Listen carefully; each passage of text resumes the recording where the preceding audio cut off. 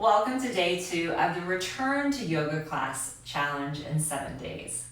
My name is Kelly Curran. I am a yoga teacher, a personal trainer, and a group fit instructor, and I also live with arthritis in both of my knees.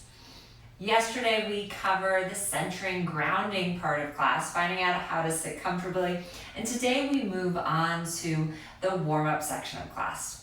There are 3 things I want you to continue to keep at top of mind, and these principles are: first, that your asana does not have to look like anyone else's. We're going to focus on action versus aesthetics.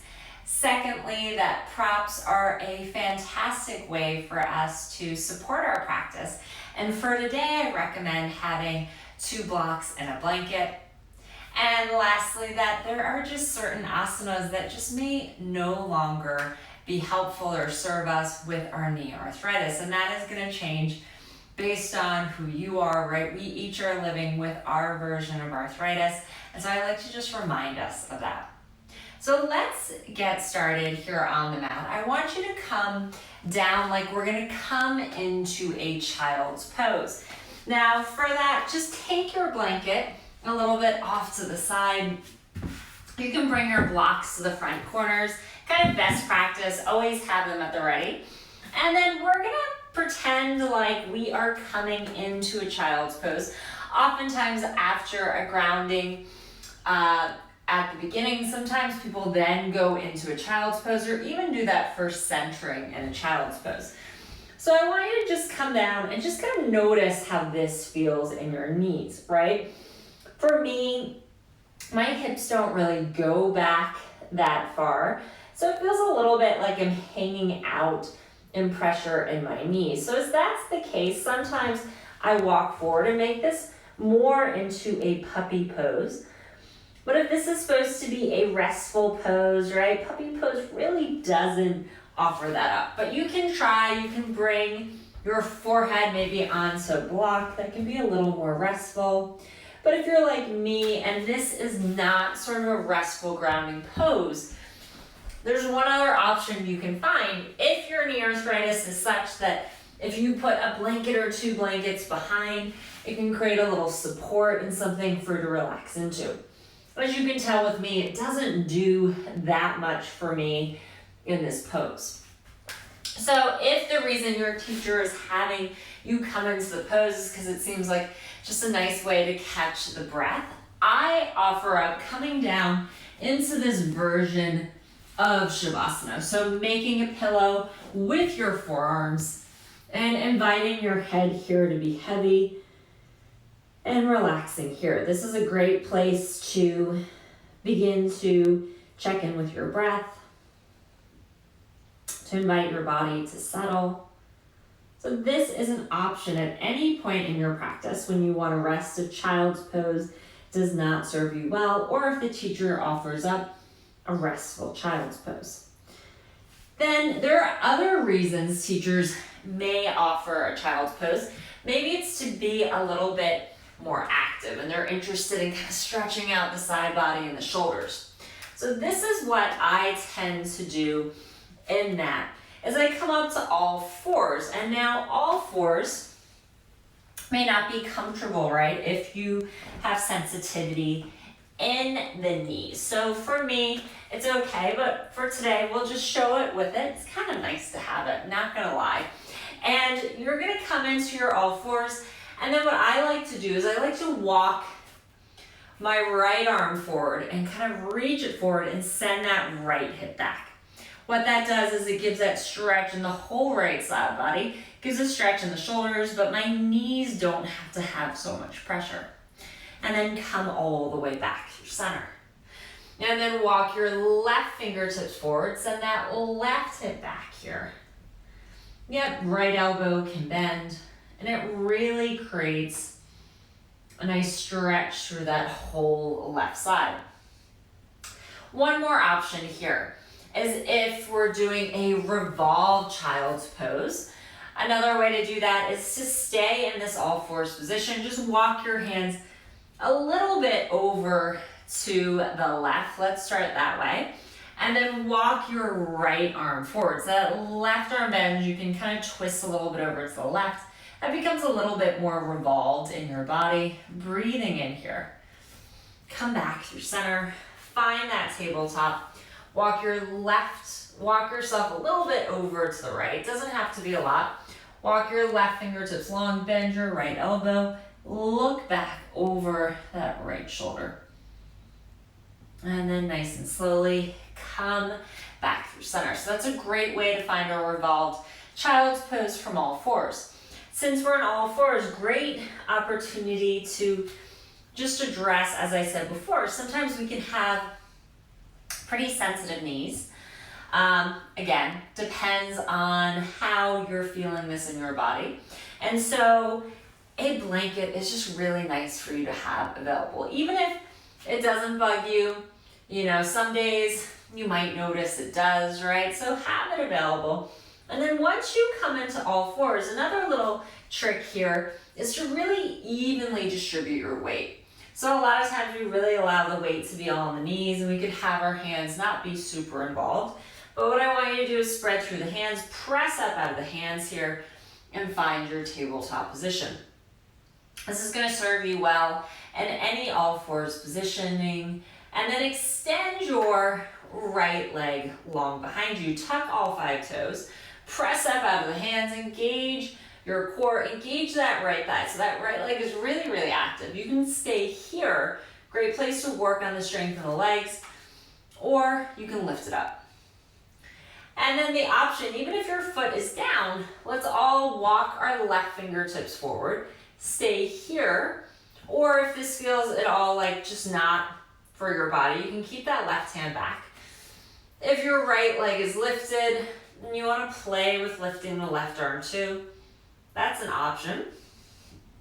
At any point, you can bring that left hand down, especially if your left knee begins to get a little cranky, and then left hand down, right knee down, and give that shake out. Let's try that on the other side. Again, if you feel that in the knee at all, you can always also grab another blanket. We don't want you to have any added pain in your yoga practice. Extend your left leg long. Again, press up out of the hands. So I have just as much weight in my hands as in that right knee. Great way to distribute that weight. You can stay here and just work the strength of the leg. Your core is still going to turn on. Or you can lift that left leg. Good. With the leg lifted or not, you can stay here, or you can walk the right fingertips forward. And then you can reach that right arm long. Again, any place along this, you can pause. And then release the right hand down, the left knee down, and give that gentle little shake out here. On your next breath, we're going to step our right foot between our hands. So as I was saying before, right, if you have some knee sensitivity, keep that blanket. What's also nice is if you have the blocks here, it again distributes the weight. The weight's up a little bit more. You should feel it a little bit less in that left knee if that's a concern here in your crescent. And then in your crescent, to be low crescent here, to be just cognizant of where the knee is, right? Oftentimes we hear like, oh, bring it, make sure it's stacked over the ankle, right? Great place to be, but sometimes if your knee is just not feeling it, maybe you want the knee back a little bit in space, right? That angle might shift. And I want you to know that, again, as we said before, your asana is your asana. So play with where it is today. And then you can stay here, or if it feels okay in that left knee, you can bring both hands to the top of your right thigh. Think tailbone down and in. Lift through the chest here, stay here, or reach the arms long. Find one more full breath in, and as you exhale, hands can come down to the thigh, they can come down to the blocks, they can come down to the mat, and then we're going to step back through our all fours. I like having the blocks, it just gives us a little more space, especially as we step forward and back. So you're going to step that left foot forward. Take a moment here, press into the hands. Notice what feels best. I think sometimes lifting up out of this forward can feel like a little pressure's off that back knee. And then when you're ready, hands come to the top of the left thigh, bring tailbone down, lift your chest. Perhaps reach the arms long. And again, see where that knee feels best in your body. Not obviously forward past the ankle, but it might be back a little bit. Exhale, bring both hands down around your left foot, and then step back through all fours. So if you are using blocks or not using blocks, I want you to bring your blocks off to the side for a moment. Find that tabletop position. And then I want you to step your right foot between your hands and just kind of notice, right? That might feel a little more awkward because we don't have as much space. And also if you can't bend your knee quite as far, it might feel kind of impossible. So I just want you to do that. See what it feels. Take this as information for you to inform and personalize your practice. From our all fours position, walk your palms a little bit further forward, tuck your toes, lift your knees, send your hips up and back. Downward facing dog. And in your down dog here, right, we have strong legs, but sometimes we find, for me in my practice, sometimes it's like, oh yeah, straight legs can feel so great. Sometimes it serves us to give a little soft bend to the knees. So again, there's just a little more space and ease in the joint. Of course, if you're feeling good, keep those legs straight. But see if maybe bending the knee shifts that experience. Sometimes bending the knee really allows our tailbone to go up and can create a lot more awareness in the back of the hamstring. Find one more breath in here. And then we're gonna slide that blanket off to the side. Walk yourself forward, take your time, lift your hips as you do so, finding your forward fold.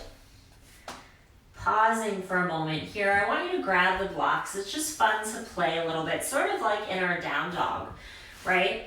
I want you to think, bend and straighten the legs a few times, relax the jaw, relax the head.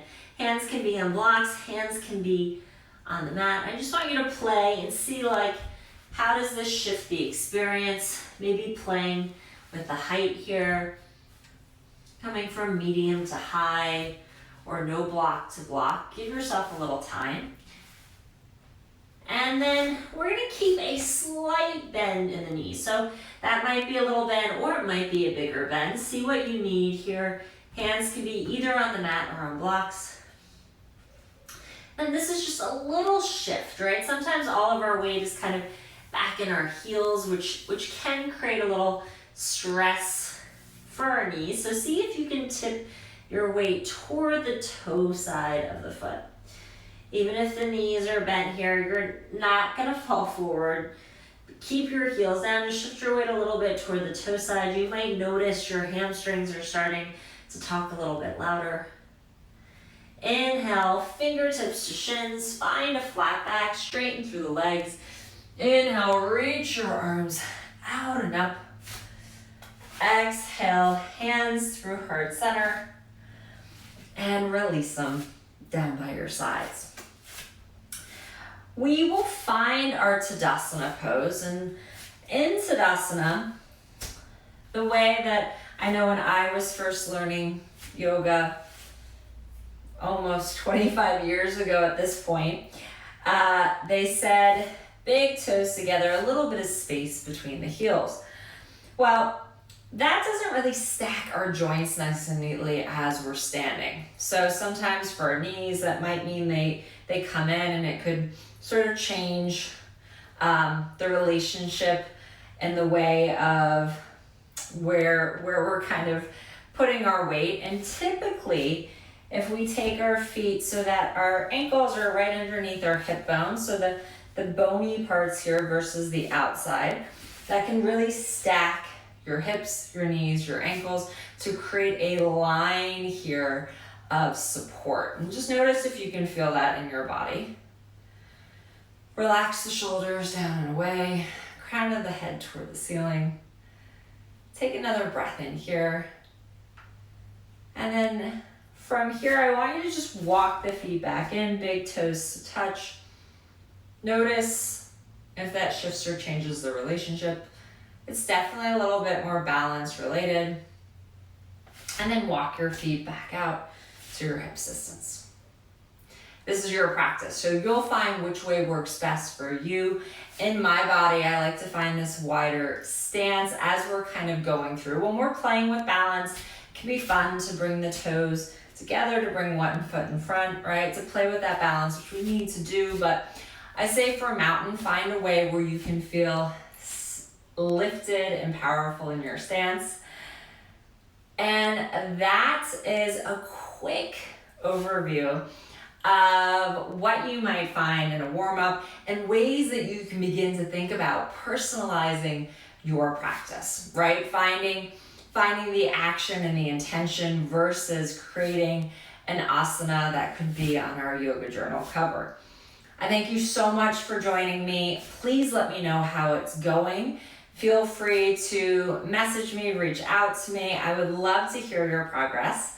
And I hope to see you tomorrow for day 3, where we are going to cover sun salutations, the heart of most vinyasa yoga classes. I'll see you then.